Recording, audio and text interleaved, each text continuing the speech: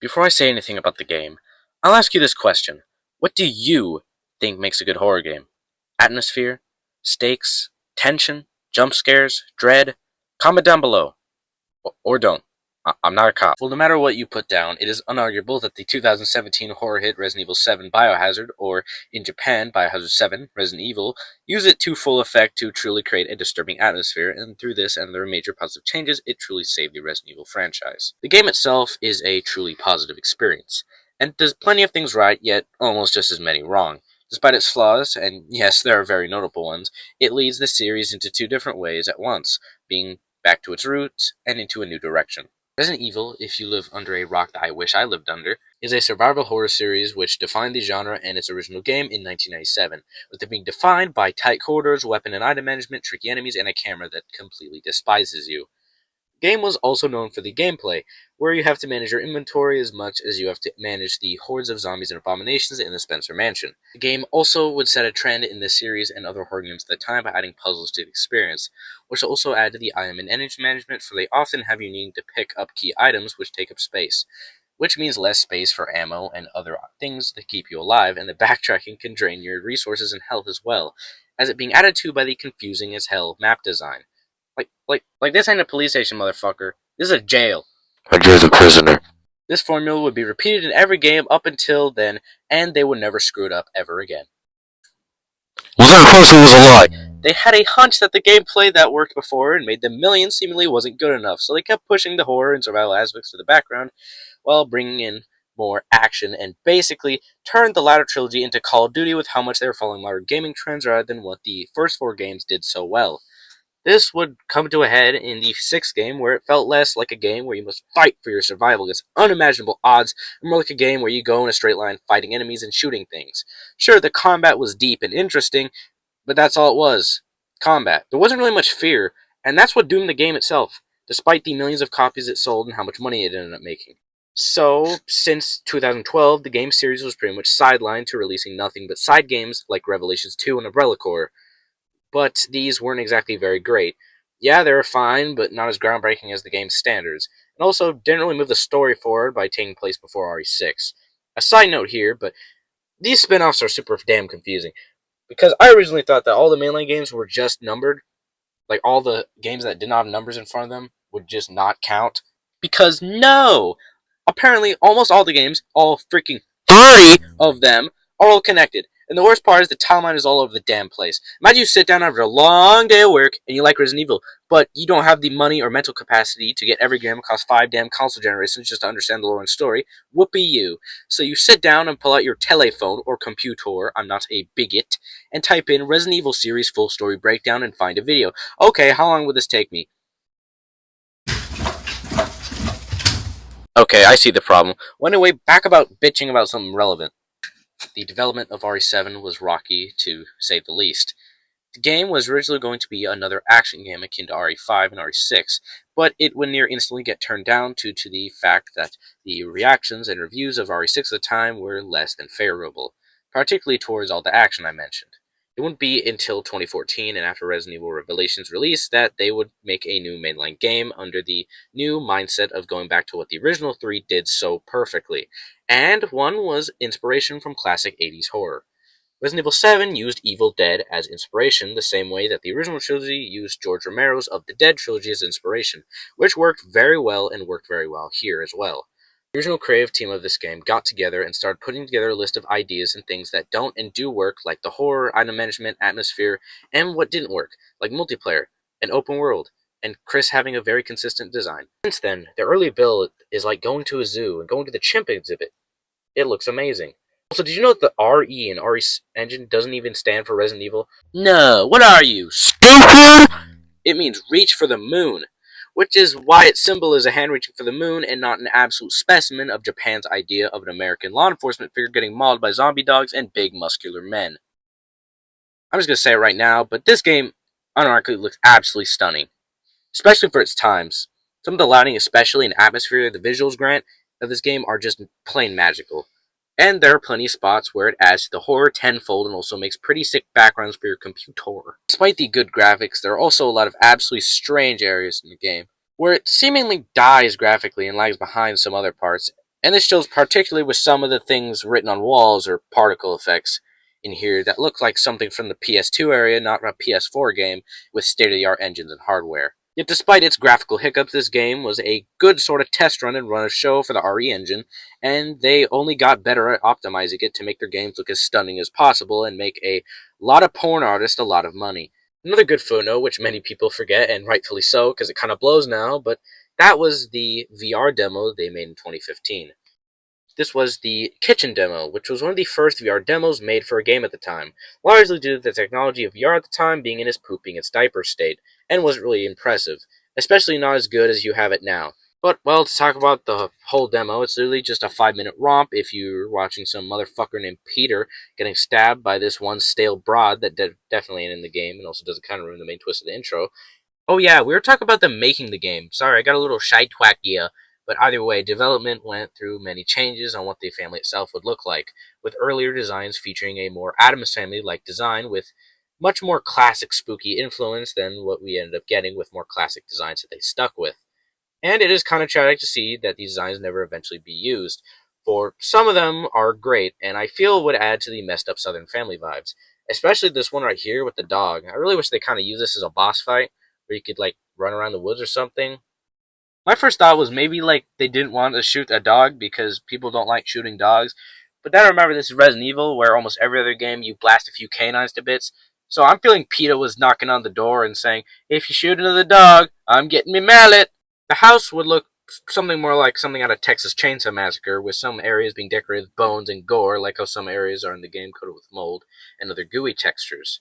It also shows what I assume is the old house to be way more overgrown with weird beehives and also plastered with cockroaches. Probably the best thing we ever lost were the original mold designs, which are wicked. They look more like servants or patients in a mental ward rather than the molded out abominations we ended up getting. And the mold seeping from their mouths like the mold is more of an eternal parasite than an overcome disease. It's just great. But alas, just like the number Gildem, the one between 8 and 9, never was. I'll always love you, Gildem. But still, you can find all of the art books online where you can see very early designs of our classic characters in this game. Who the fuck is Alan Douglas? And well, after a lot of time, we got what is in fact a game. At least in 2017, that is, in January. For all the people that celebrate Halloween in January. And it released with a lot riding on it.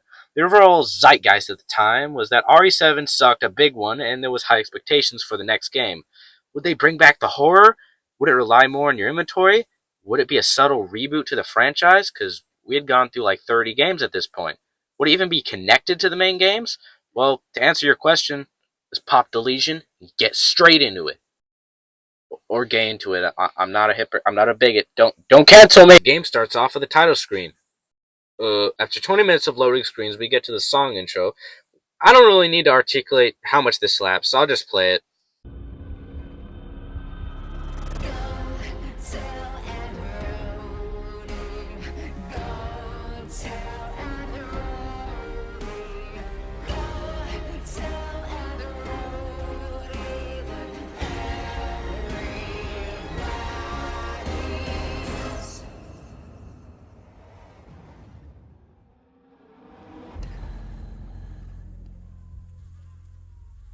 And this thing is really cool. And well, spoiler alert, it's perfectly encapsulated the twist in RE8 that I'll get to when I play that one eventually. But despite this banger of an intro, we need to acknowledge the title screen, and well, if you like cassette players, I guess this one will really give you a boner. But other than that, it's really unique compared to the rest of the game's title screens, which most consist of just the title over a blank or gory background, promotional material, face, or eyeball. And we hit the biggest tragedy of the game when you hit the start. It doesn't say Resident Evil 7, like how Resident Evil says Resident Evil, or how Resident Evil 2 says Resident Evil 2, or how Resident Evil 3 says Resident Evil 3.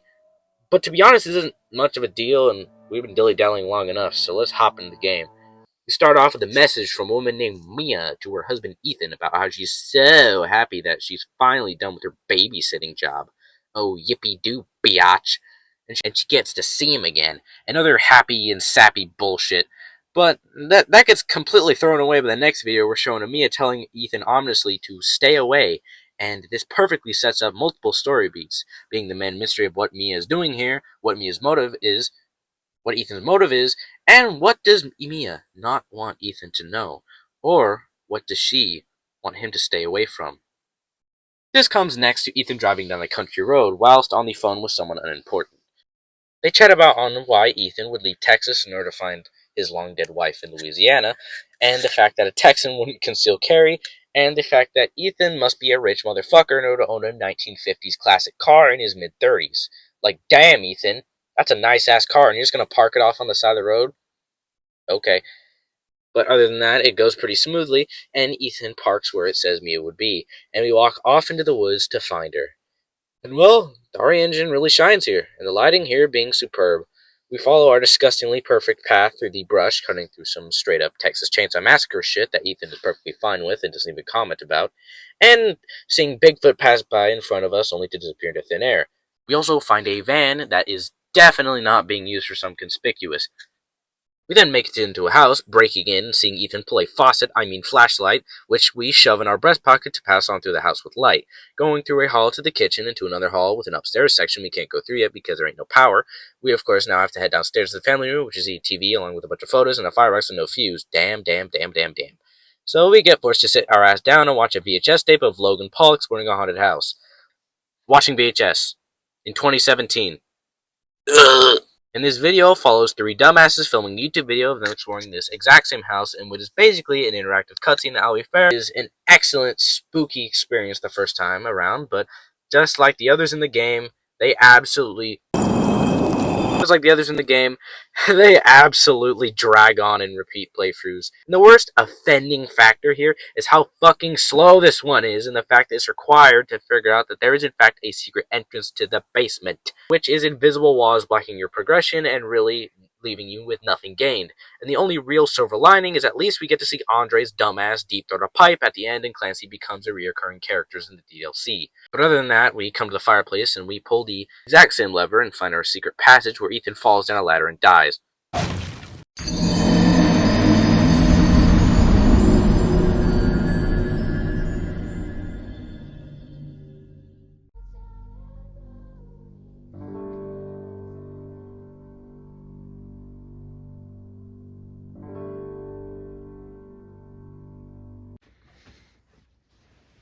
Okay, but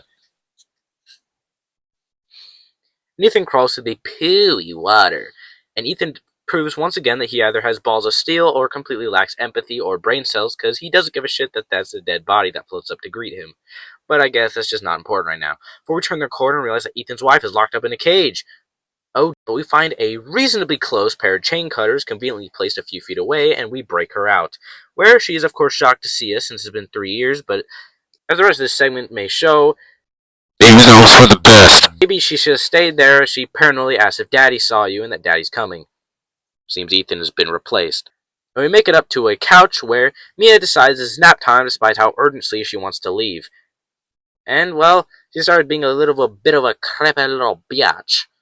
And the second we look away, she gets taken upstairs by unforeseen force. Spooky, am I right? And we run upstairs to search for her, finding a bunch of locked doors, and as soon as we get stuck, we hear loud banging, and once we investigate, we get...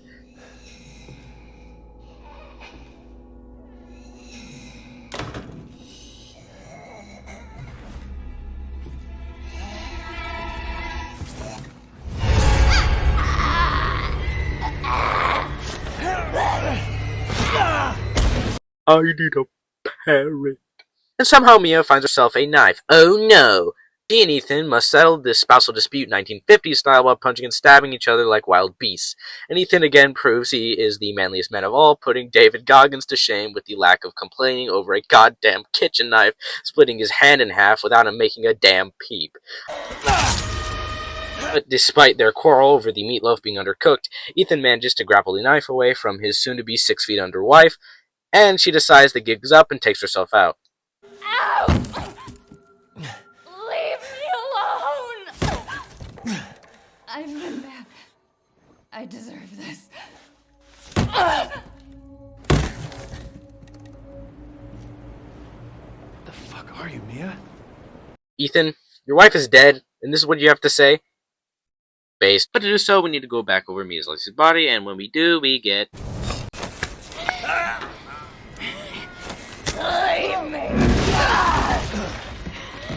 After we get RKO'd through the wall by our wife, we decide maybe it's time to go medieval on her ass by grabbing the nearest axe and chopping away at her, giving her the Chris Brown special until we finally stick the axe in her neck and Ethan finally realizes he's a human, not a fucking AI, and I just murdered his fucking wife. And well, to be entirely honest, it's never been this fun to be a 1950 husband.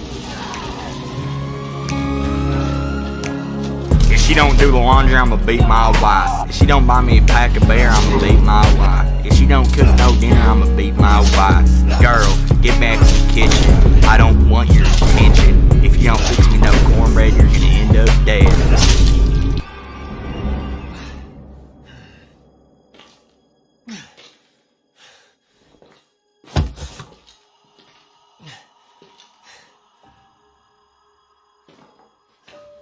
So now we gotta escape and leave. Our dead wife, who's dead. We're a great spouse, aren't we? Despite his wife's condition, Ethan moves forward in order to find a way out, but instead he finds a phone call from some minger named Zoe, who will be important later on, but now she basically tells the obvious to get out. So we grab a fuse from a cabinet and plug it into a fuse box. We can go upstairs, where Mia decides we just can't go, so she sticks a freaking screwdriver through our hand. Oh, okay. So we get stuck as she walks off and pulls a chainsaw from her ass, and enough mess around here, but this is actually super tense. When she keeps coming down the hall, getting closer as we try to foolishly pull our hand out from the screwdriver rather than the screwdriver from our hand, it's pretty perfect. But then she goes and cuts our hand off with a chainsaw, Ash Williams style, and here's where some issues start to rear their ugly little heads and start to scare away the children. This is where a lot of people lost any sympathy for Mia whatsoever, even though it's pretty obvious that she's under someone else's control and not in the right headspace. This and some other factors affect things later on, but we'll get into there when we, get there. But now Mia has just walked off someplace, and we get to pick up our hand in case we get hungry later. We rush upstairs, and this is the only path viable, and we found ourselves a gun, nearly half an hour into the game. Let's fight me in a true rematch where we have the advantage of bagging heat over her, and we get a rather fine present of the boss fights and the rest of the game to come, which all feature a variety of outcomes and very many variables for us to mess around with. Which is why I think most of them are pretty good, and you'll find out later why I mean most. I started blasting. Bang! Bang! No, I don't see so good, so I missed. Then they ran away.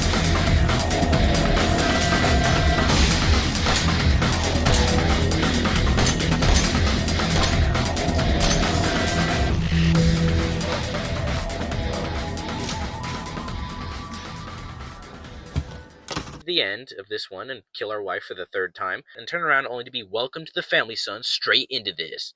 Before Mia and Ethan get taken into a dark and foreboding house by Bigfoot. And that's the intro. This thing is amazing! Stupendous game design for the first 2 times you play it, with a lot of foreshadowing, tense moments, and jump scares, and pretty good boss fights. But that's it. It's just good like the first few times, because every time onwards it just drags and drags because it's like the same thing every time. It actually sucks when you want to just get to the main game into the main house, but you have to go through this segment unless you have a save previously set up. And don't even get me started if you want to do another difficulty. Plain boring and unskippable segments. Parts where you just walk around, linear as hell design, and only a few parts that hold up in replete playthroughs. But where does Ethan end up after this area? Let's find out. This next session starts off with dinner at my household. No, just kidding, that one's worse. But we get introduced to the Bakers, with Jack Baker, the daddy-o, and the big strong boy, Marguerite, the mommy, and the bug girl. You know, when people think of the term wood, I think of you. And Lucas, the smart guy who has the worst hairline I've ever seen. But, well, again, this scene needs to speak for itself. The low lighting, the massive feast of rotting meat, bugs, and organs, along with the dialogue, perfectly makes this feel like a disturbing rendition of Southern dinner, with it playing off of the classic childhood memories that all of us can relate to, like your mom wanting you to eat your food and praising her own cooking, your annoying-ass sibling either throwing shit at you or being an overall asshole, dad wanting you to eat your dinner before he beats your ass, and dad cutting off someone's arm after a few years, okay. And grandma or grandpa either doing absolutely nothing or saying something bad about foreigners. But either way, it's wholesome fun looking back, and you probably deserve that knife to the mouth, and the police should stay the fuck out of it! But other than that, it's just the way we do it down here in the South. Ethan busts out of his chair and goes out to the dining area, where we see the rundown and destroyed house, with boarded-up windows, dirty walls and portraits, along with crumbling stairs and rotting furniture, fitting with the rundown house vibes. We need to open this hatch here to get into the crawlspace of the house Dead by Daylight style, but now we have a new problem. Jack Baker's thick ass is on our way with a shovel about to dig us our grave and plant a tree on it like Mr. breeds. This is where they took inspiration from their previous games, with Jack and later on Marguerite chasing us throughout a small linear area and having us do a mix of random and scripted encounters due to their constant stalking and following of us.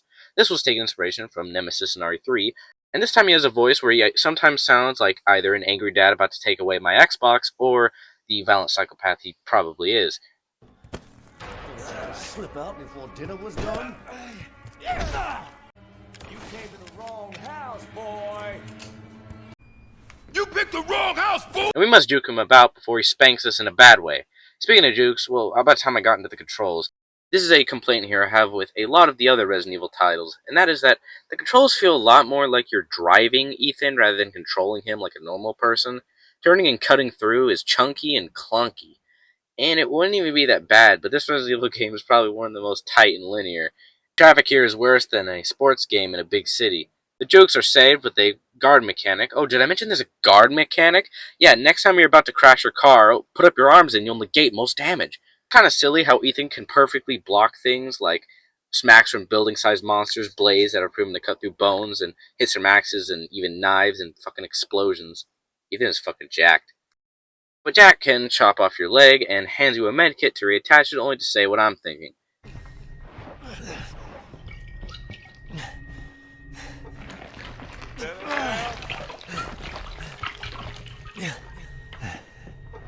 What the fuck? We have so much in common, Jack. I bet we could make a good pair. Please date me. But once we do make it into that crawl space, we end up in the laundry room where we get our first safe room. And oh dear, this is one of the best safe room themes. It's up there with the first and second game with how pleasant upon the ears this one is. It's so hauntingly beautiful. Like, it feels like post-vomit after a long day of blowing chunks out of both ends. I have to say, this is a perfect balance between sounding ominous and distressing and calming and soothing. It feels like the only semblance of peace in a rotten and broken mind. The rest of the soundtrack is just as good, with horrifying string pieces, looming threat pieces, and banging beats on some boss fights, especially the barn one. That one kind of goes. Despite how welcoming it is, we can't stay for long. As soon as we leave, however, we get another phone call from Zoe, where it turns out she was the one to staple our hand together, and that was, in fact, her father, and she is Zoe Baker, and she needs us to offer family members. Zoe, you have a landline. You can just hire an assassin. And we leave the laundry room to get to the main hall. Seems simple enough. And oh look, a Resident Evil door puzzle. Oh, look, there's some pictures. Wow. Damn straight. Jack here looks like we caught him midway through a massive crap. He looks so surprised. Anyway, Ethan sees a cop on the other side of the window, and we get this delightful exchange with you two over if this is Ethan's crib or not, and just like a perfectly rational human being, Ethan asks the cop for his gun so he can definitely defend himself. Yeah, just like how Jack's just gonna dig a hole in the ground and not my face. And Ethan somehow gets given a pocket knife instead, reasonably so, and we get to progress by being able to cut through into the garage. We open it up and find the cop entering in without a warrant, like a good little boy, and Jack puts an end to his quote-unquote trespassing by digging him a new hole, if you know what I'm saying. We enter our next boss fight, our first and definitely not last with good old Jackie Poo. This is definitely my personal favorite, with multiple destructible elements and a variety of outcomes. And of course, a lot of shit slinging between Ethan and Jack that sounds like a COD lobby from 2009, minus the slurs. And of course, the best part about it is the sick-ass whip Jack hits us with that I just realized after playing this game like 8 times is actually Ethan's car, which you can, in fact, use to Simpsons hit and run him over until he takes the wheel and runs us and him into these steel beams that fell, where we all catch on fire and blow the fuck up.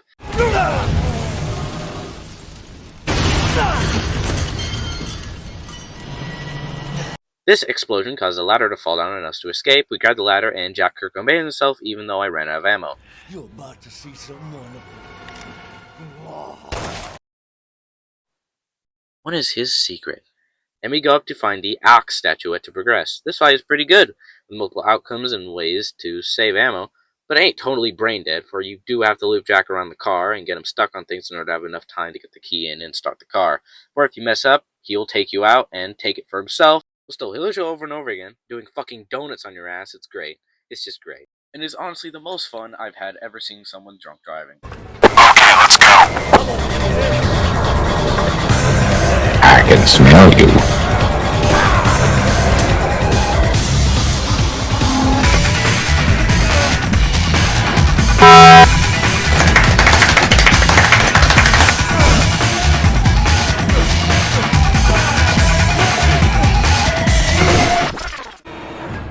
It was at this moment that he knew. He fucked up. Oh, no. I'm driving.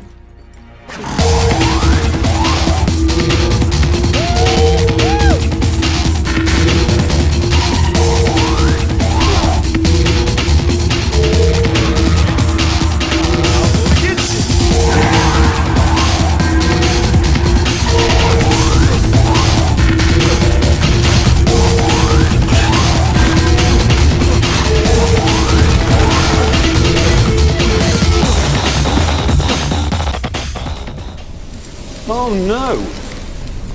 Anyway.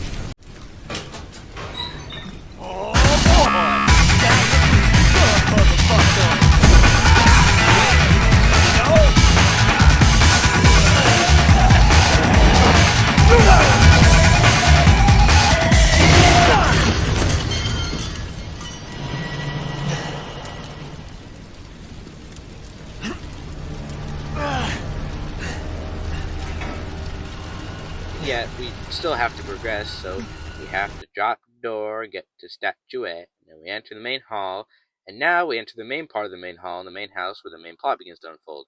But not before another phone call! And well, we get tempted with a pretty good bait and switch here, where they put a shotgun in our face along with some Civil War imagery, because what are we in, the South? And well, we grab it only to see the door shut behind us, meaning we can't grab it right now because even though we are drooling over it, we can't really go through a steel door. No, we have a shotgun. This is a big kick to the nuts and makes us want to progress more so in the game to get the bigger blick. Also, how do we get out since this steel Cerberus door is missing 3 heads and Ethan can't just, I don't know, shoot a window out with that gun, so we gotta take it the hard way. Just like P. Diddy and we have to make it to the rest of the house first. We'll see a few of these photo puzzles throughout the rest of the game, but right now we need to find the statuette that goes there, and the only way to go is up. So we go up and enter the right wing of the upstairs without the magaga, and go through to find a bathroom where somebody left the brown in the tub. So we drain the poo water to get the serviette, and it looks like if Jigsaw made a puzzle piece, and so we leave. I forgot to mention, Daddy's back, and you better line up your asshole and butter up those thighs, mate, because he's here and he's back to blow your back out your back.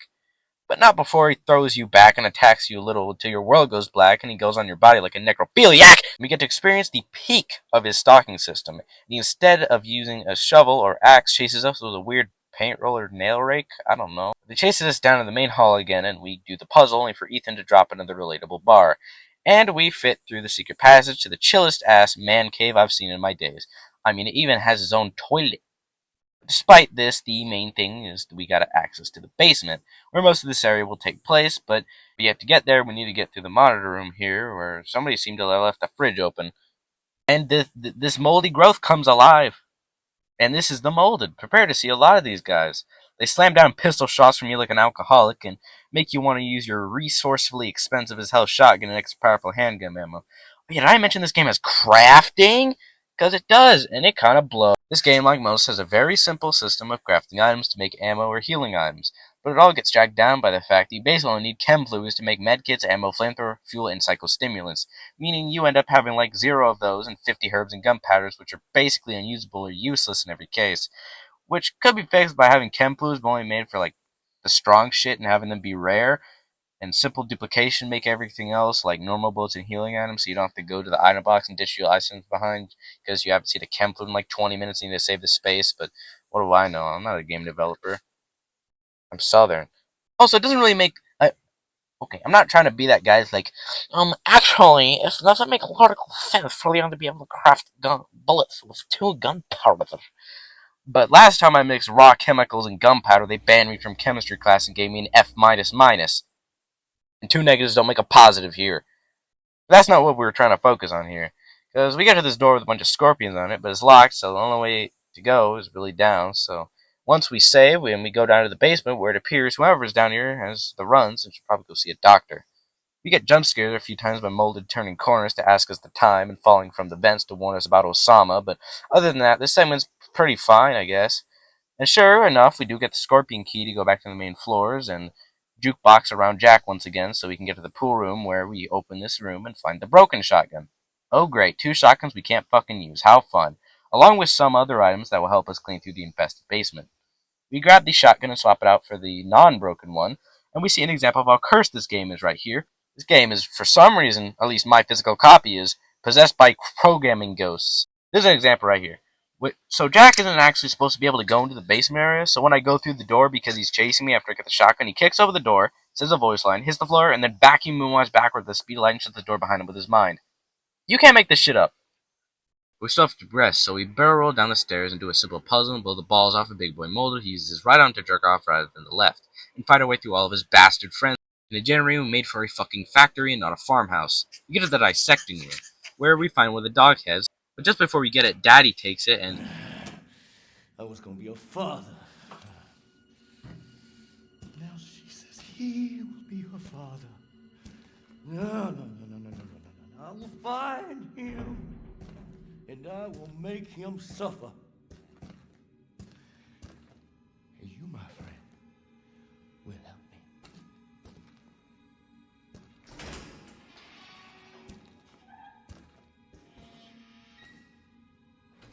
Seems Daddy had been drinking again. Gotta chase him down and find it on chain, but after we grab it, Daddy Sparta kicks us into the boss arena, where we have the advantage of buckshot, and we do a single cycle of this before he says fuck it, and pulls out the Super Omega Death Chainsaw to erase our Forsaken foreskin and make it a soreskin.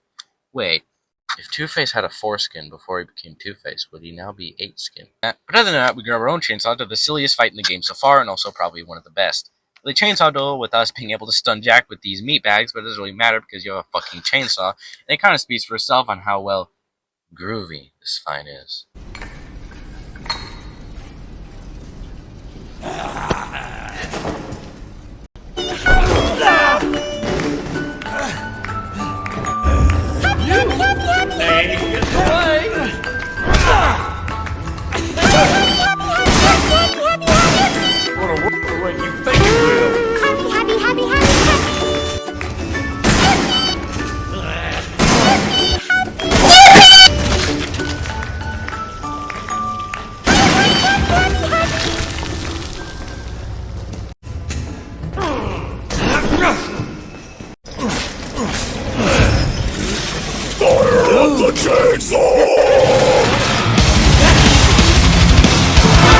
How many times do we have to teach you this lesson, old man?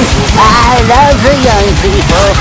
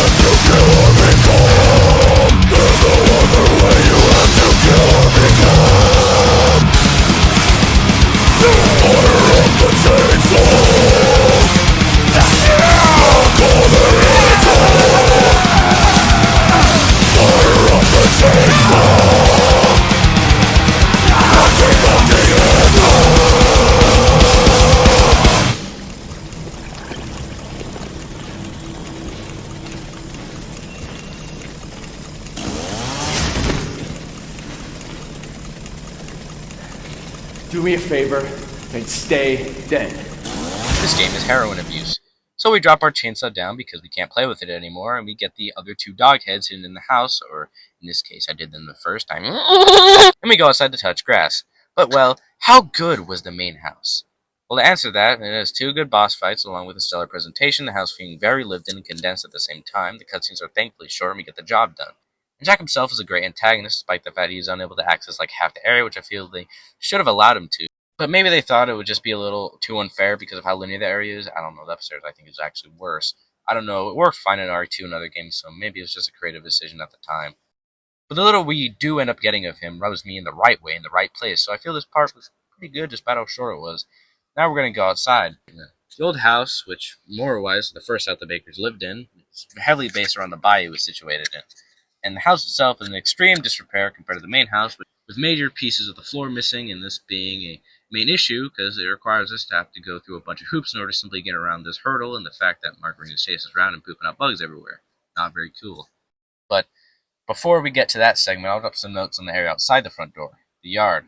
The area has plenty of hidden items like a gun repair kit for the broken shotgun you can use or the broken handgun in the trailer. This trailer was apparently Zoe's hideout, which doesn't make a whole lot of sense. The family was apparently looking for her over all these years and trying to convert her to the mold, but like they put her hideout right outside the fucking house. It's not even really hidden, it's like right there.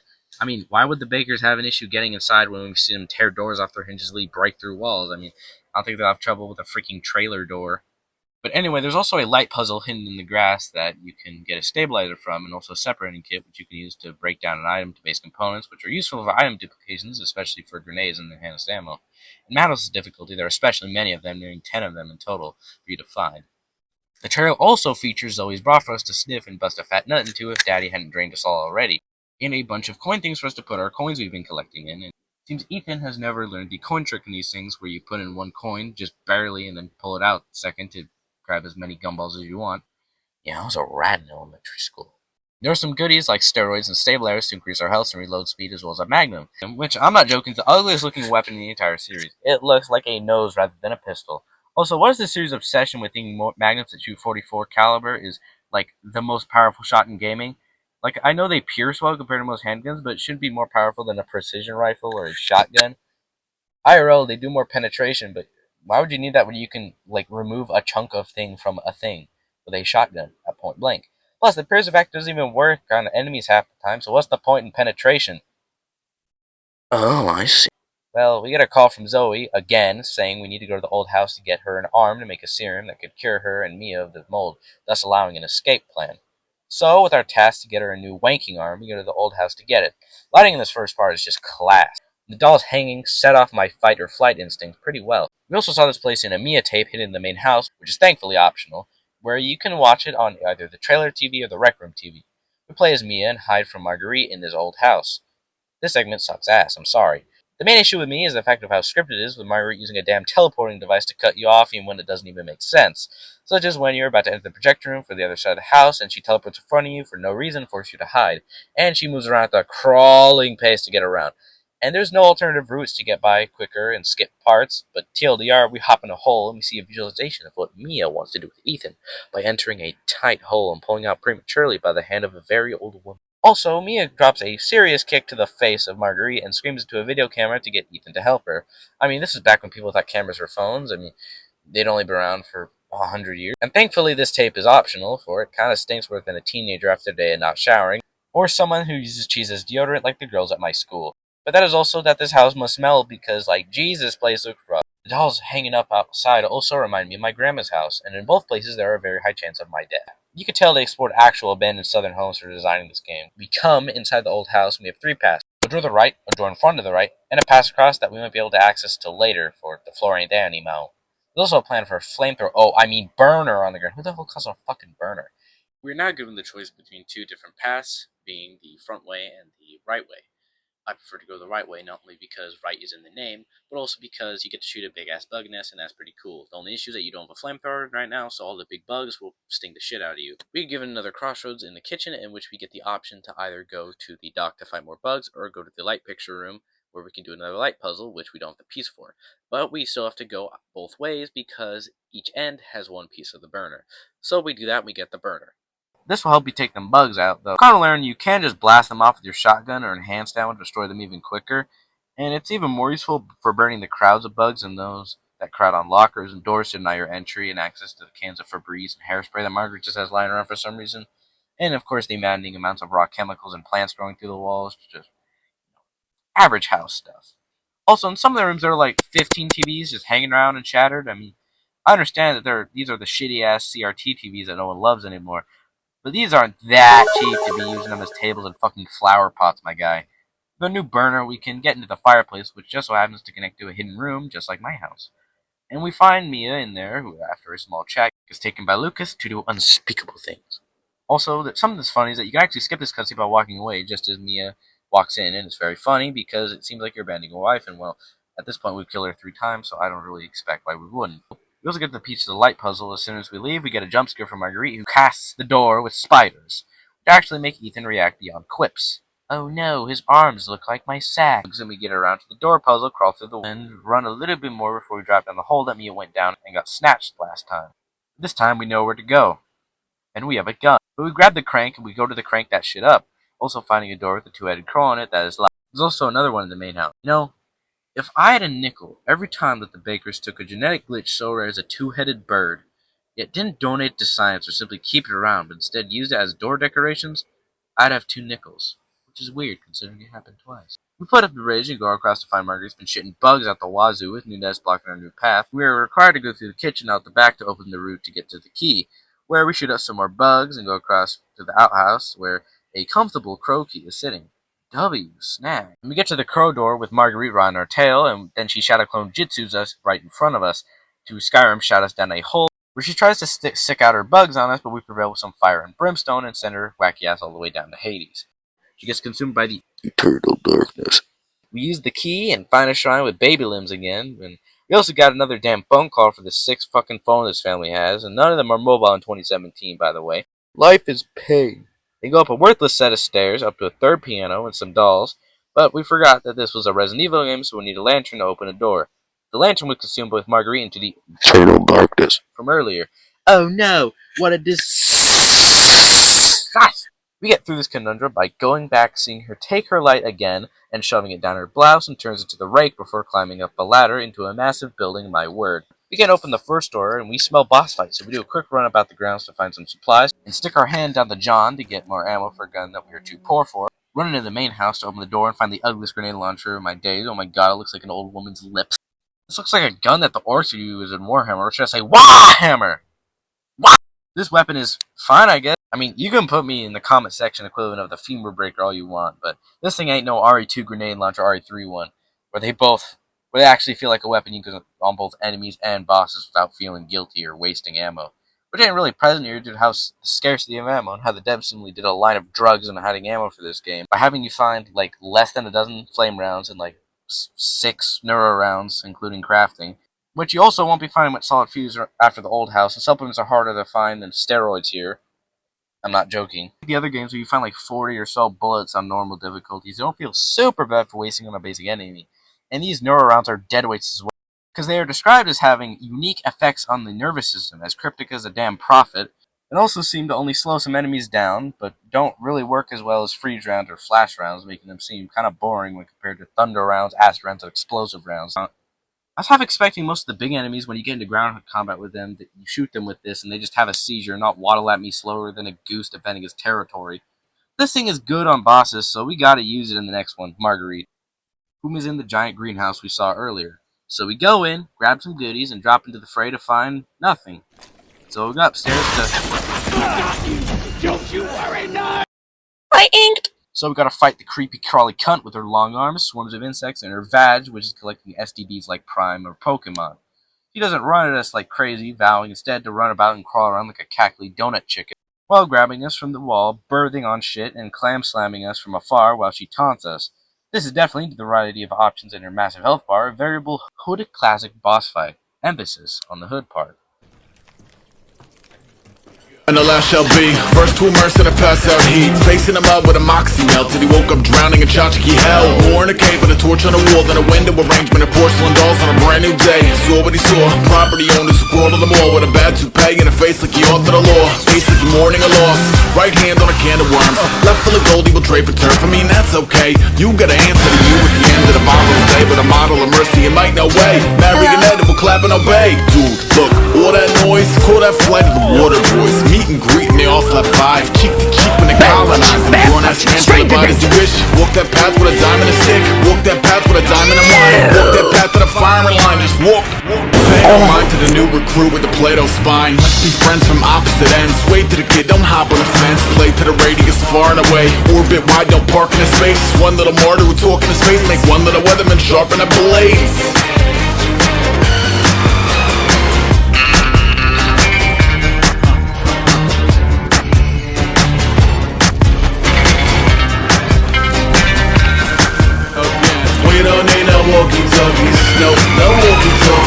don't need your coffin went off in the morning, Covey. No, we don't need no walkie-talkies. Nope, no walkie-talkies. We just want our hermitry to stay and our coffee to go. And the last shall be first to the curb at the mad cow meet, facing the bars of a regular cell when he woke up high in collectible hell. Boomtown kid who was taught by the binge that a man who expired with the most shit win. That's for the American nonsense penned by the rich, not a routine frame that Why are you running? Still not used to. Why are you running? Up, otherwise lose to the vents. In the case the afraid observe, I got a pro kids box full of lamest terms. It goes A, peace, pray for the plague, major relief and capacious range. But just cause I don't wanna war with you, don't mean go warm up the barbecue. Limit, my high noon is a quick little minute. I don't wanna spend it, sin with a critic who simply isn't gonna ever really get it. This HQ is alive and alone, no driveway, no sign of a home, no downtown, no line for the phone. No world's tiny is violent song, and I might just lie to a more. Lying in the morgue with a deep breath, hiding a board, biting a smile, highly annoyed when the timing is right. I'll rise and record, cool for the monster beats and blockhead got animal drums like he Dr. Teeth. It goes red like green light, 1, 2, 3. One large coffee, fuck you, peace.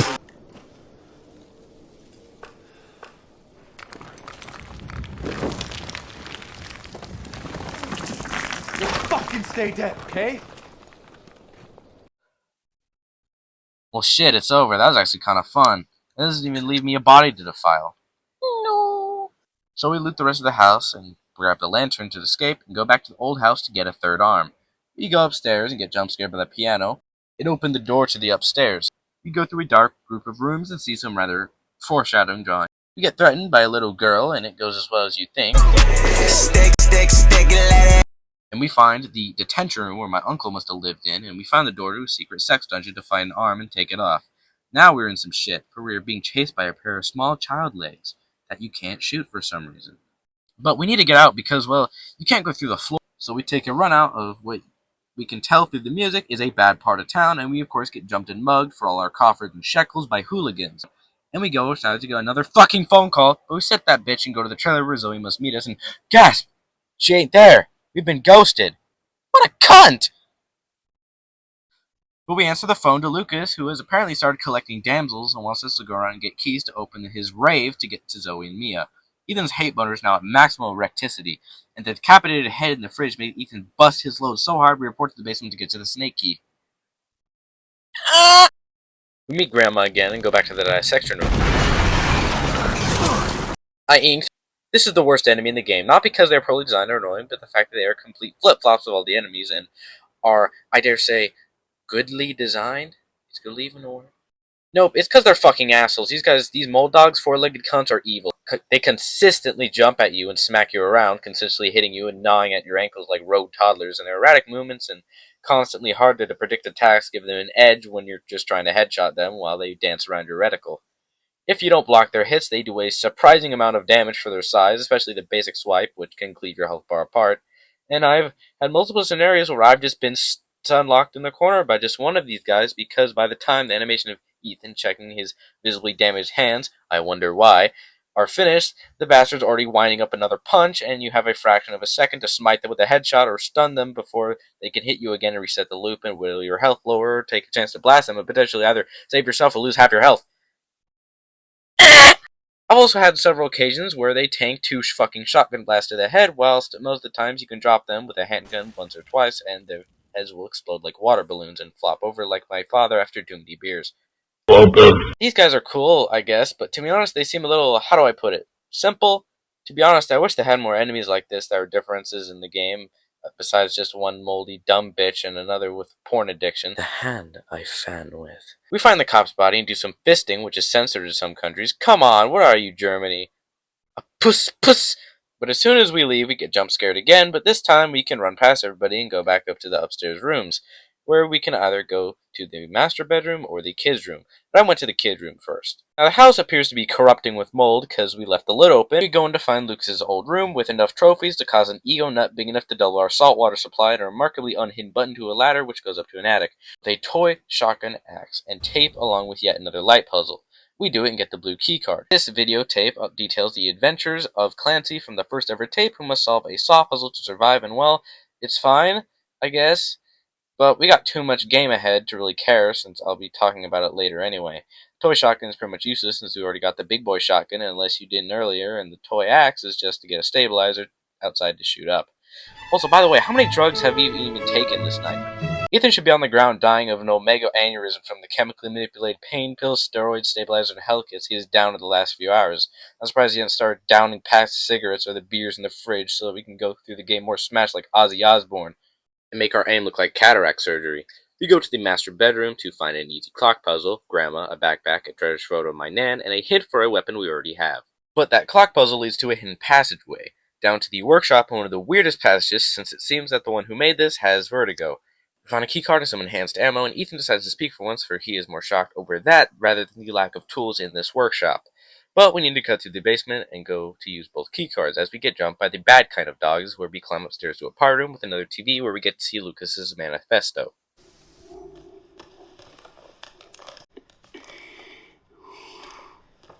Greetings, Earthling.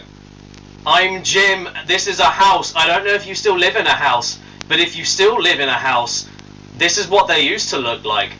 And if you do still live in a house, that's lucky, because I know your address. And I have a gun. Honey, what have you got to say?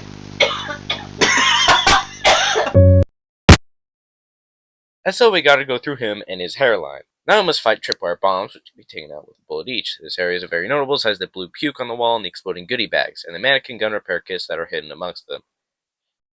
Which gets us our 1911 in the first area, which in the span of an hour Zoe somehow broke like the bitch she is. But this gun compared to our Glock is far better, with a massive damage boost, which can save you in some situations and during certain bosses can obliterate weak points, and with enhanced ammo can instant head pop most enemies in a few hits or sometimes just one, and the smaller mag size doesn't do a whole lot to hurt you when you need those bullets to knock the enemy down or stun them enough to reload. We go down a staircase with a bomb on it as to a tripwire door. We shoot the bombs off and get to another door where Lucas jump scares us, what a surprise, and gives us some fucking passwords, right? We can try all of them, but they don't work, what a bummer. And he tries to spear us with a track, but sadly his dumbass played his hand too early and we end up dodging it. The crash opens up a hidden door to the barn. The barn has a lot of hidden bombs and tripwires, and a hidden steroids in the room right here should probably grab. But we got through the main cattle room and get some goodies as well as some baddies to fight. We go to a safe room with some grenade rounds. We hop down and get more items and a battery to start up a generator, but... Okay, I'm not an engineer, but that ain't fucking science. My house is on fire just looking at this. What? Wow. I didn't expect that. And now we're in some shit, because now we're in the barn fight with this fat fuck Nikocado. Oh wait, that one's outdated. Undo. Badlands Chugs here, who is here to drink our blood like a Dr. Pepper. And his years of soda abuse has led us to pulling a xenomorph and having acidic blood, which denies us from using and abusing our shotgun, and makes you strategize to keep your distance from him. But there are some parts where you can bite the bullet, and his torso is big enough to where from afar you can hit him with every single pellet with the shotgun. The grenade launcher is also very useful here because you can use it to knock him on his ass or cripple his legs, have him crawl around like a slug, and allow you to cripple him and circle around him. I wish he has slightly more health, but the fight is overall pretty fine either way, and this ain't the end of him and his kin. We take the elevator and come in and find the code to the door from earlier. But Lucas still won't let us in until we pull all our items away and go in without cheating. And we are forced to fight the bullet rather than shoot the lock like a normal person. We go in and... Have a nice day. Have a good day! The thing we gotta do here to solve this puzzle is put a candle on a cake, but there's a fire extinguisher just above the doorway in between that and the burner to light the candle, so we gotta find a valve. The door to the valve room has a code lock on it, so we gotta get the code. So we must get a winder from a barrel, which is definitely not leaking oil. You're just misremembering, Grandma. And we take that winder in here as well as a feather and a doll finger to the clown so you can write the code right on our arm like a good little guy. But whenever we put the candle on the cake, it explodes, only for the floor to catch fire and sear us like the rotisserie chicken we are, and thus end our playthrough there as we sum our table and the amount of time we just wasted. Unless you take the big brain route and know the route from the happy birthday tape, and thus not cover the floor with oil and catch fire, where Lucas gets angry and throws a dynamite bomb on us from the ceiling despite the fact that he's clearly on present level with us. We go into Lucas' lair to see that he has just left, but when we go outside, he's not out there. Must have gone to the swamp. He seems to be on the run now, so we got time to grab the D-Series head and all of our items back, and we're gonna go get me and Zoe who are tied up in the boathouse. We grab our gear and run around the docks and lift up some bridges to get across and narrowly escape a horde of molded miscreants and go inside to get a shit ton of supplies, for some reason, and go up to increase our hose and save our wife and... Ew. I don't know why, but they made us save a certified Resident Evil Muir because that John Land looks like if let loose, it could slit my throat, and that's not very hot. Alright. Okay, maybe it is, but we give her the ingredients for the cure whilst Mia does an impression of Ethan's liver at this point. We get taken away by this guy named Jack Baker, who is back and black as a rotting, festering mass of mold and ice, because what is this, a Resident Evil game? His voice is completely distorted. It is kind of funny seeing him talking like a country farmer whilst he sounds like he has bronchitis. And we block his tree-sized strikes with our forearms like a true man, and disregard any sense of realism this game has left and throw it in the dishwasher. I mean, I don't know why I expect a whole lot, since this is the same game where you smoke blunts to regain health and cure poison, and the same game where we inject glass cleaner in our veins to improve reload speed, so it may be a certified me problem, but this fight isn't one. This is probably the hardest fight in the game, with you having to pop his eyes and pop them along 2 floors, where he can catch you off guard with his attacks despite how choreographed they are, and popping his eyes does stun him long enough to get another. Most of the time, they're pretty well placed enough to where you won't be able to reach them in time. And they're not all in one spot. Some you can only hit from below, and others you have to hit from the top or from behind them, which is harder than it looks to how slow we decide to climb ladders despite how urgent the situation is, and how fast Jack does. So you must use your time wisely and get lucky with a grenade shot. Either way, it's time to send this motherfucker to hell! Hello, motherfucker! Bad touch, stranger danger!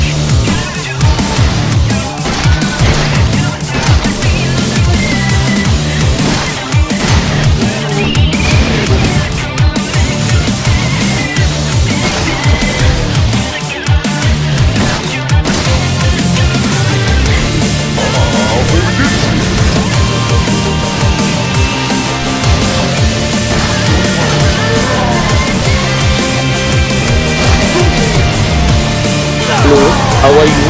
I am under the water. Please help me.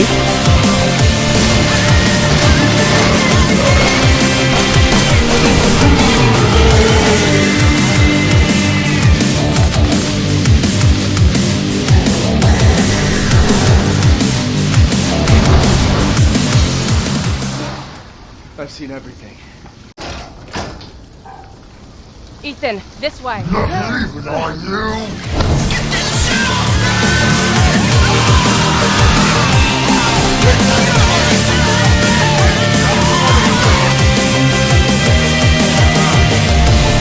Oh, great heavens!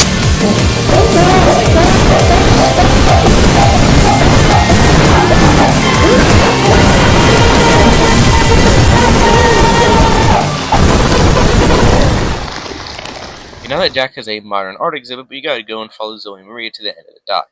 We are given the choice to cure Mia or Zoe, since somehow 2 limbs only make 2 microscopic vials, and Zoe made 2 of them for 3 people, and yet told Ethan to use one on Jack. It's still surprising there's only 1 left. You don't have much to appeal for, don't you, Zoe? And in this choice, shocker, I chose the one I can actually look at, and I'm not hugging Zoe without a bomb vest, so I took my wife, and Zoe decides now that she's from Louisiana. This is my home. Apparently I belong here. This is a big issue because it doesn't matter what choice you make or how hard you beg, because either way Zoe will die and Ethan gets captured, resulting in you playing the next segment as Mia, and it doesn't affect the ending besides whether or not Ethan has a wife at the end, and a hidden boss fight, which I'll get into later. But it seemed rather forced and rushed rather than natural, and definitely needed way more time in the oven. I mean, you could have just done the Mia section as Zoe, since they both have very similar character models, and all you have to do is swap out voice lines and some cutscenes will be changed, but either way, it's just laziness at this point. But I feel we were saved a terror by having to be inside of something so vile, like a woman. My least favorite part about it, though, is that this is the only choice of this type in the entire game. Other games have choices like this where they would actually impact the story and were reversible, especially the OG games and not the walking and shooting simulators, but I feel like this idea of choices in the game could have been used even more. Like, say, you could choose which one of the bakers to go after, like a Mega Man style boss flow, where some are more powerful and you should probably go after them later, but you still have the choice and you still can if you're an absolute god, but does this feel like a massive stretch to you? Comment down below, and I'll pretend to read it. But we gotta find Ethan and get our man back, so we run through a broken down tanker for a few minutes until we talk to a ghost girl whose name is Evelyn, and she talks to Mia about her breaking up her end of the promise, while making faces that make her resemble an orangutan. And us as Mia make it to the main hall of the ship, which is delightfully dark. Now, unlike Ethan, we don't have a gun, so all we can do is run around the unfamiliar environment and the literal groups of molded patrolling the ship and falling from vents reminding you of Among Us, and so you quit the game and never come back. Wondering why you see so many chemical fluids bags on the ship, and if they're actually just bags of weed, since John Mimia takes a fuse to open the door to progress, and after some simple running around, we get to a stairwell, and now we can go upstairs to the room where Evie stops us and forces us to watch a tape to remember. We play as Mia again in this, on the boat before it became my leftover chicken in the fridge, and she gets a mission from her dying homie Alan to get Evie and stop her from destroying the ship and wreaking havoc across it. So we suit up and pull a P-19 machine gun from our pocket, and so we walk off to discipline this little bastard the lethal way. So we follow her, watch a signal to the kitchen where she appears to have an accident on the floor. Follow the signal downstairs and fight through some molded, including this evil bastard that drops in the elevator to jump scare me, and we go down to the bottom of the ship with wet pants. We fight remolded and just find remote mines on this ship, even though it's a freaking civilian tanker. We come down and blow the kneecaps off some mold with our new bombs and grab some corrosives to blow up down the locks and get to Evie, whom to our surprise isn't there. Wow. And upon our entrance, Evelyn does some roleplay with us, and Mia's dumbass foolishly agrees, and of course we have to follow her again and shoot some more molded, and the closet with more stuff. It's a repeat all the way back to the elevator.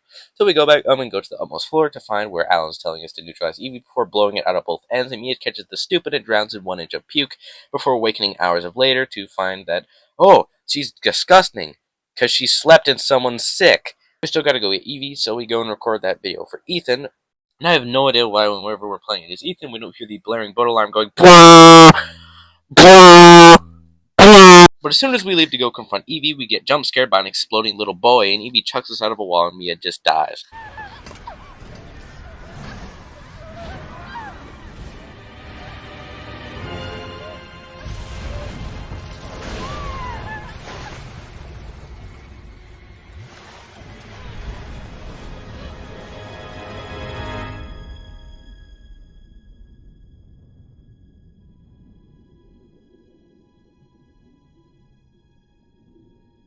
So we are back as Mia, and now must go through the ship modernly in his decrepit corpse to try to get to Ethan, whom Evie has down at the same room we talked to earlier in the tape. We leave the room and find the elevator in the same room as we record that message, where it appears that Evie's magically summoned a lock that we need to corrode through with some corrosives. The only way to go through is that elevator, since the ship has effectively sat here in this shit for a presidential term, it doesn't work.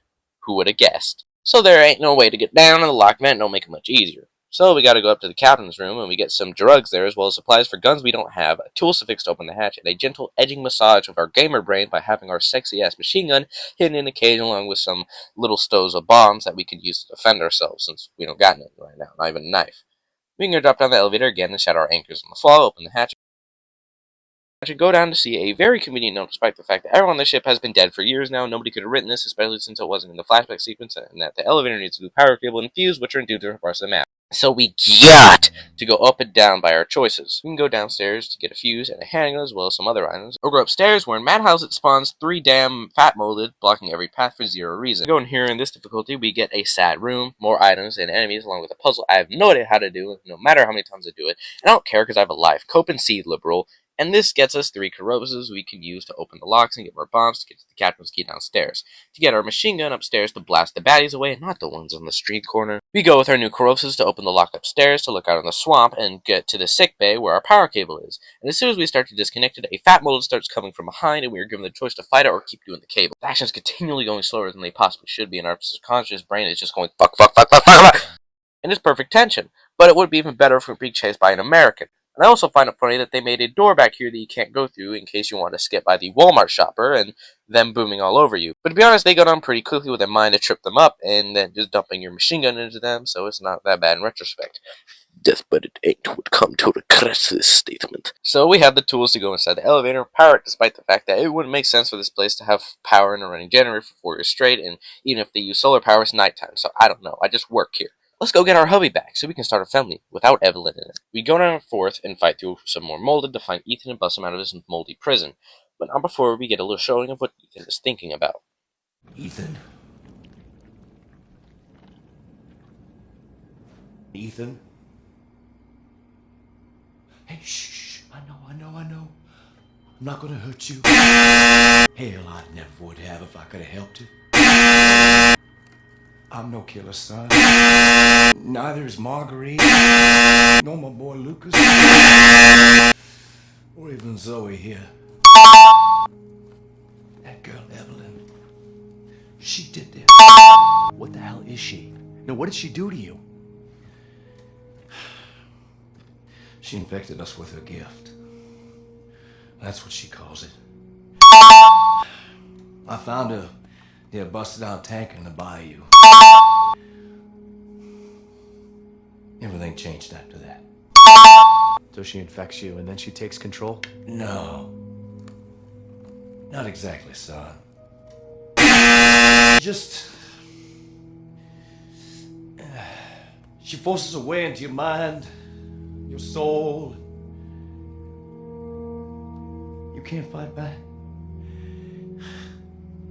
You are connected to her, and you can't resist the urge to... Oh, you're a different person after that. Just like Mia. So Mia sent me that message because of Evelyn. Listen, the girl just wants a family of her own. She's the key, all right? You find her, and you stop her. Ethan, free my family. Please.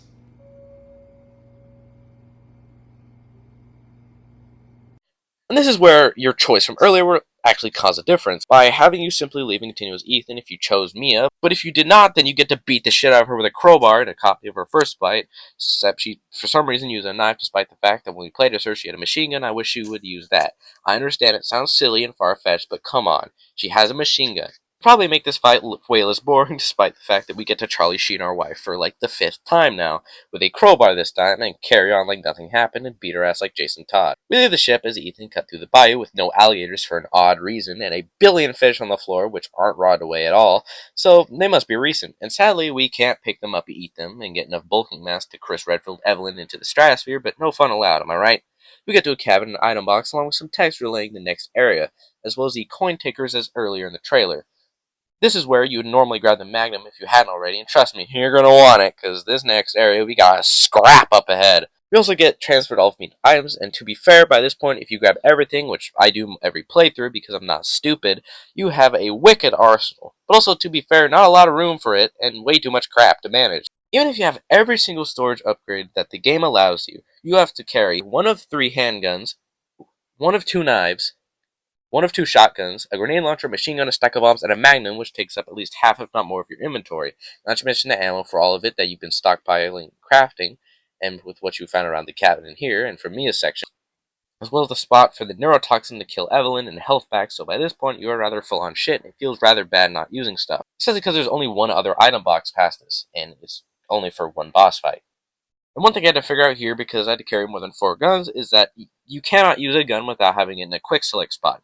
This is kind of bullshit when you want to use a special weapon, like say the Magnum for taking out the fat molded. Well, you gotta go all the way into your inventory, move it, and move another thing in its place. Which doesn't sound super bad, but when you're getting mauled by molded and every time you get hit you get knocked out of your inventory, it's kind of bullshit, don't you think? This makes this action a little clunky due to your influence of crap to manage. But at least you'll get your kicks in if blasting molded is what you love most about this game. We go down an elevator to an area called the mines, where you can place mines, and there's mines placed everywhere. We can use the mines within the mines to get a drop on the molded. We get to another part close after this where you get to push a minecart down.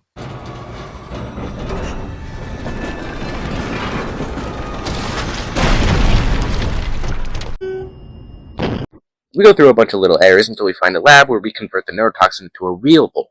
And a tip here on Madhouse difficulty, if you're really eating shit by this bathtub, there is a hidden steroids here, exclusively for that difficulty, and it's very helpful, Roy. But we read the files to show that apparently Evelyn is rapidly aging, and Lucas was making deals with a separate group and also wasn't even under Evelyn's control. He just kind of was fucked up in the first place, which I didn't see coming, so you get a medal, gang. Chip, chip, cheerio. But this is the little calm before the storm, where we go up the express elevator to hell, fighting a literal horde of baddies, and get curb stomped a few times for good measure. I did this enough times on Madhouse due to dying over and over again that my PP fell off and has not been returning my calls. Well, it's pretty simple besides the near infinite amount of crawlers and items we have to pick up because of how stuffed our cheeks are with guns for the winter. So we go all the way to the top and over some stairs to a drop where we get our main attraction being the second to last boss, or boss is, being the fat molded duo fight. This is a pretty good duo fight. This double fight is, however, a little disappointing in the fact that there ain't really much of an arena to fight them in besides 2 little ramps that don't do very much to tickle my little pee-pee, I'm sorry. But it is fun to shoot them since they can take a lot of punishment and pose much more of a threat than the rest of their molded brethren. But this battle on Madhouse is so good, it's better than the final boss. Oh no, I foreshadowed. Well, that was fun. We go up to a ladder and go through a place to sit in the wall and find ourselves in the guest house again in the basement. I wonder why. And we go upstairs to have a little chat with Evelyn, getting some flashbacks to when we whacked Mia, and surprise, surprise, we appear indifferent because we're Chris Brown.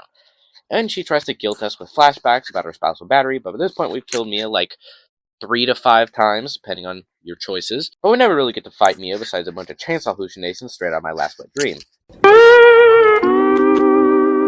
We get the best boss fight ever, the suburban dream of having to give your child a flu shot. As we try to give her shots, she eternally screams at us, and these cerebral aneurysm autism attacks somehow do as much damage as a chainsaw ripping through Ethan's spleen. But hey, I ain't a biologist, I don't know about that stuff. When we do, it turns out that she was Grandma. I didn't expect that. It's not like they spoil it in the first 20 fucking minutes in the game. Now she's melting, and we get a great, and I mean great, character design. We went from the devs in these games working complete overtime to make sure that the most disturbing and repulsive looking and sounding concept of biological monstrosities were here for us to fight on time and in the game. And we went from that creative colleges of body parts in Uncanny Valley to it's not even that good of a boss fight because you place down 7 robot bombs, the boss is literally over. We get thrown into a next and slightly better phase where you get to give her your medal while she barely slaps us around with the big massive tentacles that should be decimating Ethan's little man-thing body. But I digress. We have some ammo for your magnum so that you can stunlock her enough to where she can throw us back to the ground and we'll get given the Child Smiter 902. At this point, it went from basically over to officially over, and well, and this boss is so underwhelming and anticlimactic that I'm not even going to give it a montage. Please have mercy, this video is already late as is.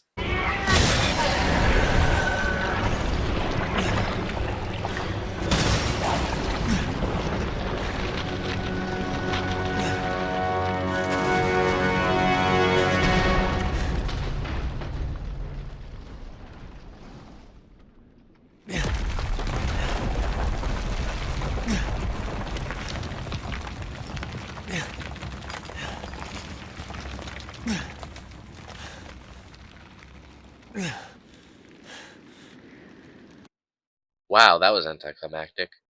And that's the entire third act. It is super underwhelming. It feels rushed and disjointed and is easily the weakest part of the game by a long measure. The boat segment is a bit of a wet fart since it's pretty spooky, but once you get a gun, it's completely Jover at this point, and well, I kinda hoped you'd stay defenseless to get an interesting gameplay loop, and it both feels and is really easy to get through. Though it's so long and arduous, and there ain't really a whole lot of secret item stashes or little things for you to do to save time or have fun. This pretty much proves how rushed it was. It's also pretty sad that the boat didn't get its own boss fight, which, I mean, with how this thing has basically been rotting in mold and shit for frickin' 4 years at this point, I thought we'd have some kind of mold amalgamation or plant monster. That would have been nice. Maybe an alligator, that would have been cool, but you know.